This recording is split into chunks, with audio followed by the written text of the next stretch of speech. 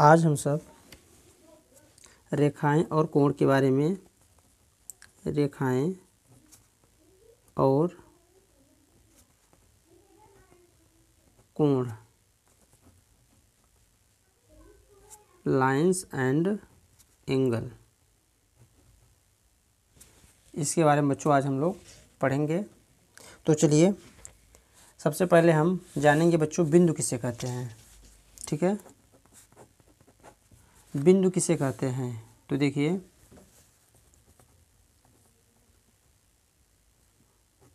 बिंदु किसे कहते हैं, तो लिखेंगे कि बिंदु वह है जिसका कोई भाग नहीं होता। क्या लिखेंगे कि बिंदु वह है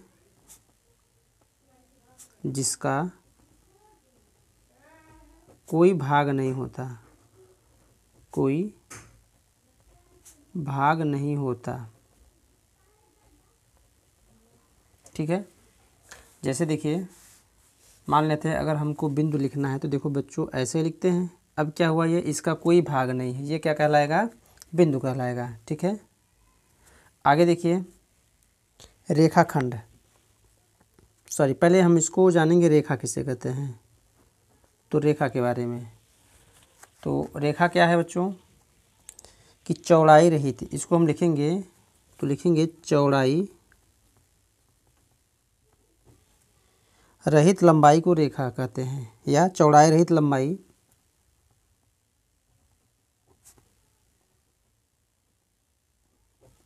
रेखा कहलाती है, रेखा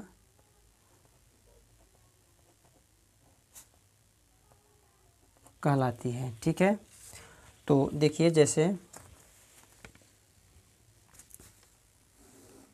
जी बच्चों ये क्या कहलाएगी? एक रेखा। और देखिए रेखा जो होता है बच्चों हमारा, ये क्या होता है कि ये अनिश्चित रूप से बढ़ सकता है, घट सकता है। ठीक है, मतलब इसका कोई एक लिमिट मान नहीं होता। रेखा एक, इसको हम आगे भी बढ़ा सकते हैं। देखिए तीर का मतलब ये है कि ये बढ़ती हुई निरंतर चली जाएगी, और इस तीर का इधर का मतलब है ये रेखा इधर से इधर भी भाग सकती है और इधर से इधर भी चली जाएगी।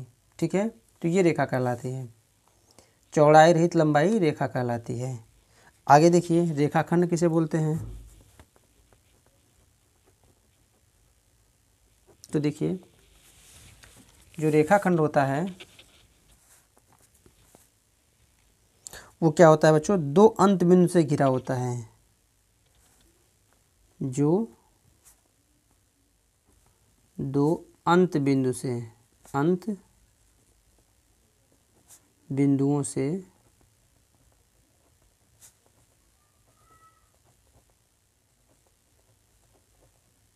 घिरा होता है। क्या कहलाता है? रेखाखंड कहलाता है। जैसे देखिए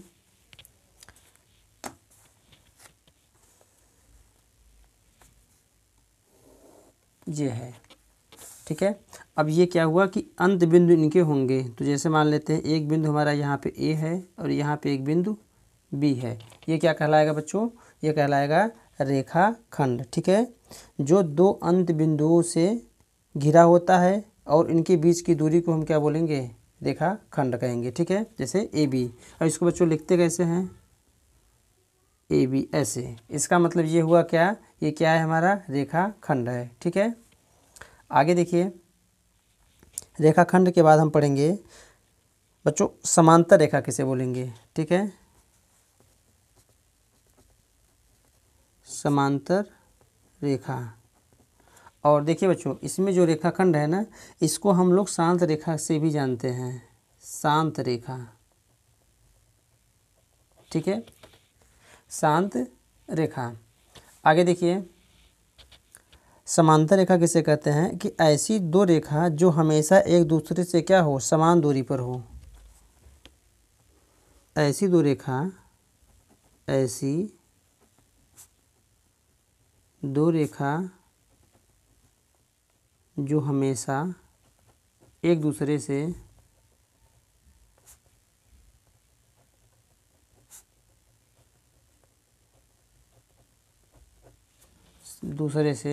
समान दूरी पर होती है,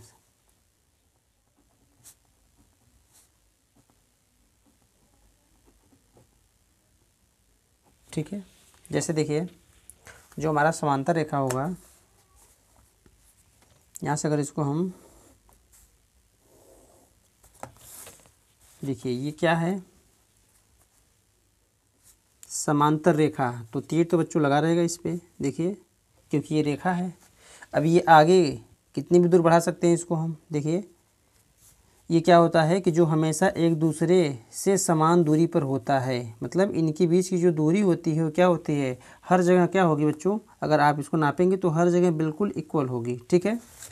और इसमें एक बात है कि देखिए इनकी बीच की दूरी समान होगी, है ना। और इसके बाद हम इसको क्या कहेंगे, जो एक दूसरे को ये कभी भी क्या करेंगे, प्रतिच्छेद नहीं करेंगे। प्रतिच्छेद का मतलब एक दूसरे से रेखा ये बिल्कुल ऐसे काटेंगे नहीं किसी भी कंडीशन में, ठीक है। जो ये रेखाएं होंगी ये लगातार अपने सीधे ऐसे चलती चली जाएंगी और एक दूसरे का मतलब ये अपने आप में एक दूसरे को कहीं पर भी क्या करेंगी, प्रतिच्छेद नहीं करेंगे। उसको हम बोलते हैं बच्चों समांतर रेखा, ठीक है। आगे देखिए पढ़ेंगे लंब रेखा किसे कहते हैं। तो देखिए लंब रेखा किसे कहते हैं, तो कोई दो रेखा है ना, कोई बोलेंगे कोई दो रेखा जो 90 अंश पर मिलता है, जो रेखा 90 अंश पर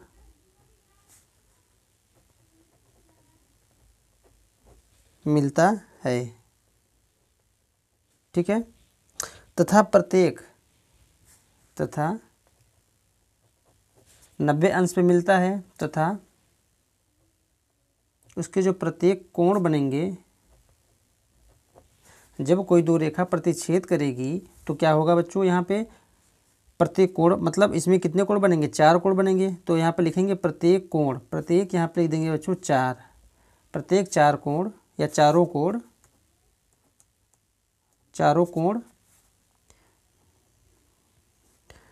90 अंश पर बनता है या 90 अंश का बनता है, ऐसे लिखेंगे 90 अंश का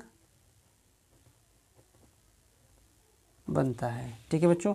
ये हमारा क्या कहलाएगा, तो ये हमारा कहलाएगा लंब रेखा। जैसे देखिए कोई रेखा है ए बी, कोई रेखा है, इस पे एक दूसरी रेखा जो क्या हो ए बी पर लंब है, तो ए बी पर लंब है। मान लेते हैं कोई हमारी रेखा था यल, या इसको मान लेते हैं कुछ भी ओ ए ओ सी, नहीं बच्चों ओ डी मान लेते हैं, ठीक है ओ डी। तो ये क्या हुआ बच्चों, यहाँ पे ओ डी जो रेखा है ए बी पर क्या है, लंब है। और लंब क्यों है बच्चों, कि इनके बीच की जो यहाँ पे कोण बन रहा है कितने अंश का बन रहा है, 90 अंश का बन रहा है। देखिए अगर इसको हम लंब रेखा को, जो ओ डी रेखा है, अगर इसको हम आगे बढ़ाएंगे बच्चों, तो देखिए ध्यान से कितने कोण बना रहे हैं यहाँ पे, तो 4 कोण बनेगा, 1 2 3 4। और प्रत्येक कोण कितने अंश का बनेगा, देखिए तथा प्रत्येक चारों जो कोण बनेगा वो कितने अंश का बनेगा, 90 अंश का बनता है, ठीक है। उसे हम क्या बोलेंगे बच्चों, लंब रेखा। आगे देखिए इसके बाद में संरेख बिंदु। तो संरेख बिंदु किसे बोलते हैं, इसमें बच्चों 3 या 3 से अधिक बिंदु, 3 या 3 से अधिक, 3 या 3 से अधिक बिंदु एक ही रेखा पर स्थित होते हैं। अधिक बिंदु एक ही रेखा पर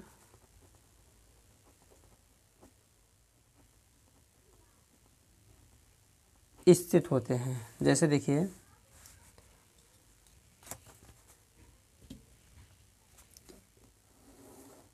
ये एक रेखा है और इस रेखा पर ए बी, कहीं पर भी बच्चों यहाँ पे सी बैठ गया, तो ये क्या हुआ कि 3 या 3 से अधिक बिंदु एक ही रेखा पर स्थित होते हैं, उसको हम बोलते हैं संरेख बिंदु।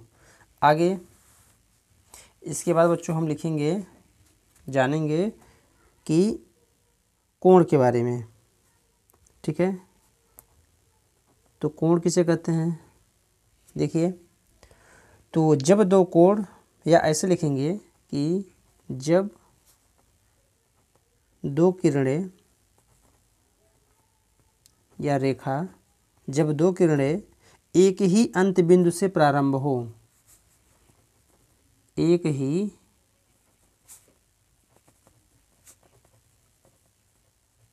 अंत बिंदु से क्या हो, प्रारंभ हो, मतलब शुरू हो, निकलती हो, प्रारंभ हो, उससे हमको बच्चों क्या कहेंगे। देखिए, जब दो किरणें एक ही अंत बिंदु से प्रारंभ हो तथा जो उनके उन दोनों कोणों के बीच जो एंगल बनेगा उसे हम बोलते हैं बच्चों कोण, है ना। तो देखिए लिखेंगे, तो उनके बीच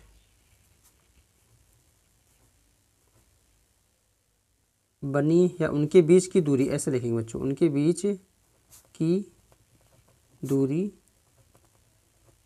कोण, ठीक है, कोण कहलाएगी।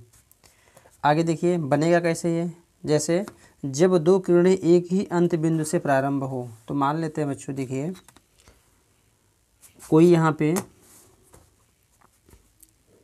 एक किरण इधर से गया और एक किरण इधर से गया, ठीक है। देखिए जब दो किरणें एक ही अंत बिंदु, इनका जो अंत बिंदु है बच्चों वो क्या है, एक ही है, और इनके बीच की जो दूरी है, जो इनके इन दोनों कोणों के जो बीच की ये दूरी है, ये क्या कहलाएगा, कोण कहलाएगा, है ना। और ये है हमारा बच्चों थीटा मान लेते हैं, ठीक है। और ये हमारा क्या है, बिंदु ए है, जो कि इसको हम बोलेंगे आगे चल के शीर्ष, ठीक है। जब दो किरणें एक ही अंत बिंदु से प्रारंभ हों, जब दो किरणें एक ही अंत बिंदु से क्या हो, प्रारंभ हो, तो उनके बीच की दूरी जो बनेगी वो क्या कहलाएगी, कोण होगी, ठीक है। आगे देखिए शीर्ष पढ़ेंगे बच्चों, शीर्ष किसे कहते हैं, तो लिखेंगे शीर्ष के बारे में कि वह उभयनिष्ठ अंत, यह उभयनिष्ठ, ऐसे लिखेंगे कि वह उभयनिष्ठ अंत, उभयनिष्ठ का मतलब दोनों का, दोनों रेखाओं का उभयनिष्ठ अंत जो बिंदु है, अंत बिंदु, है ना, जो अंत बिंदु क्या कहलाता है बच्चों, शीर्ष कहलाता है, ठीक है। या इसको हम बोलते हैं कोण शीर्ष, कोण अंत बिंदु, कोण शीर्ष कहलाता है। जैसे देखिए इसमें शीर्ष क्या है, तो इसमें शीर्ष देखिए दो रेखाओं का अंत बिंदु क्या है, ए है, और यही क्या कहलाता है, शीर्ष, ठीक। आगे देखिए पढ़ेंगे बच्चों, कोण के बाद हम न्यून कोण पढ़ेंगे, है ना। न्यून कोण किसे कहते हैं, तो देखिए न्यून कोण क्या होता है कि वह कोण, मान लेते हैं कोई हमारा कोण है यक्स, तो ये क्या होना चाहिए कि 0 अंश से बड़ा होना चाहिए और 90 अंश से छोटा होना चाहिए। ऐसे कोण को हम बोलते हैं कौन सा कोण, न्यून कोण, ठीक है। आगे चलिए समकोण, तो बच्चों समकोण किसे कहते हैं, समकोण जिसकी माप कितना हो, 90 अंश, मान लेते हैं जिसकी माप कितनी होनी चाहिए, जिसका माप 90 अंश हो। इसका मतलब कोई कोण हमको निकालना है, यदि उसको माप अगर 90 में निकल गया, 90 अंश, तो इसको हम बोलेंगे क्या, समकोण। आगे देखिए अधिक कोण किसे बोलेंगे, तो अधिक कोण, इसको बच्चों हम क्या जानेंगे कि वह कोण जो 90 अंश से अधिक हो, मान लेते हैं हमारे पास कोई कोण यक्स है, वह क्या हो, 90 अंश से अधिक हो और 180 अंश से कम हो, उसको हम क्या बोलेंगे, अधिक कोण, ठीक है। आगे चलिए अधिक कोण के बाद में आ गया हमारा कौन सा कोण, ऋजु कोण, ऋजु कोण। तो देखिए ऋजु कोण किसे बोलेंगे, जिसकी माप क्या हो, कोई रेखा है, देखिए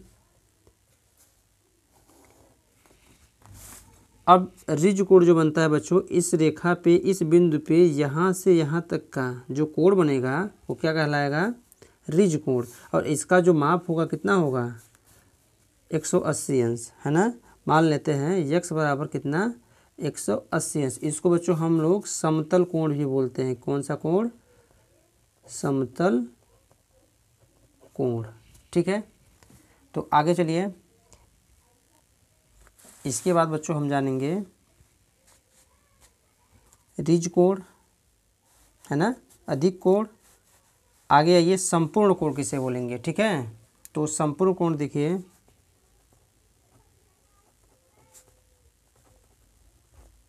संपूर्ण कोण। तो संपूर्ण कोण क्या होता है कि वह कोण जो कितने अंश का हो, वह कोण जो 360 अंश का हो, तो वो क्या कहलाएगा, संपूर्ण कोण कहलाएगा। ठीक है, अब संपूर्ण कोण बच्चों बनता कैसे है, देखिए।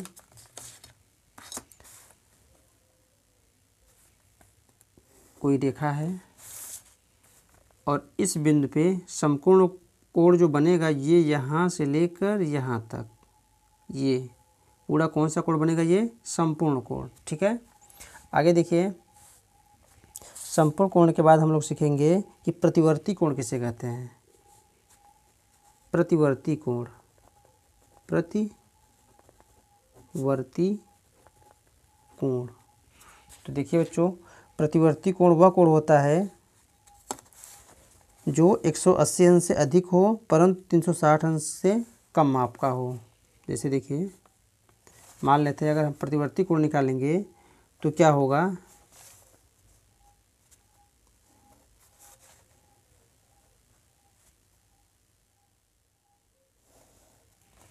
जैसे मान लेते हैं इस कोण का या इस कोण का प्रतिवर्ती कोण हमको निकालना है, तो हम कैसे निकालेंगे यहाँ पे कि वह कोण जिसकी माप 180 अंश से अधिक होता है परंतु 360 अंश से कम होता है।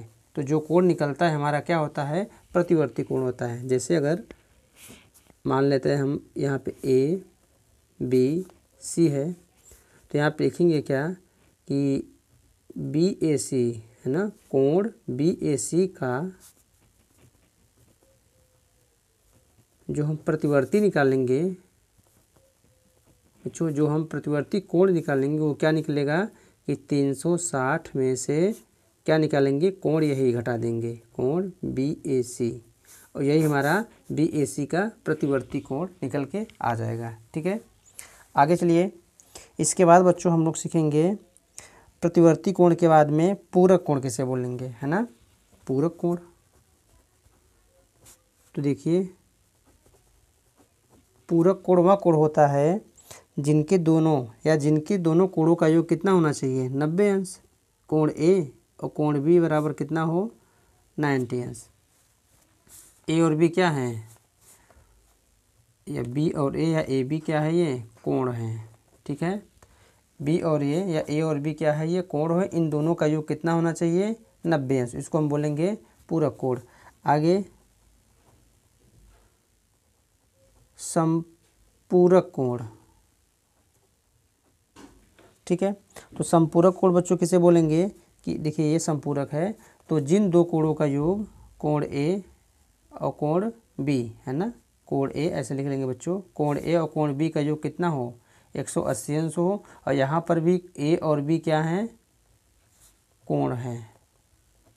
ठीक है, इनका योग क्या हो जाए, 180 अंश हो जाए, तो इसको हम बोलते हैं संपूरक कोण।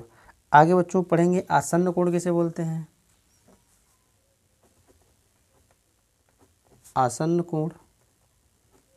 तो देखिए, आसन्न कोण किसे बोलते हैं, मान लेते हैं यहाँ पे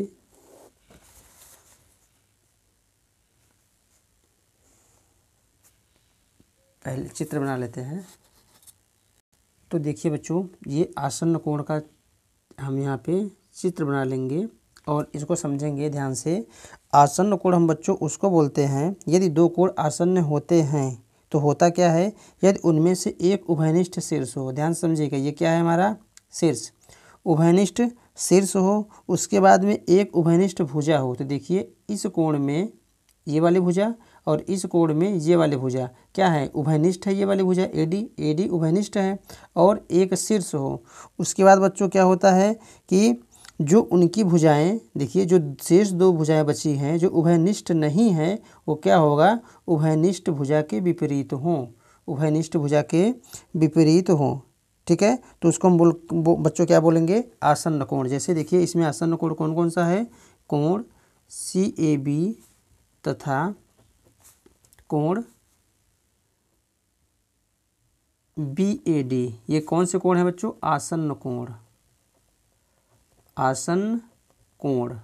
ठीक है, और देखिए अगर हमको निकालना है, ध्यान से देखिए, अगर हमको निकालना है ABC का मान तो लिखेंगे क्या, कोण BAC है ना, BAC बराबर क्या लिख सकते हैं बच्चों कि कोण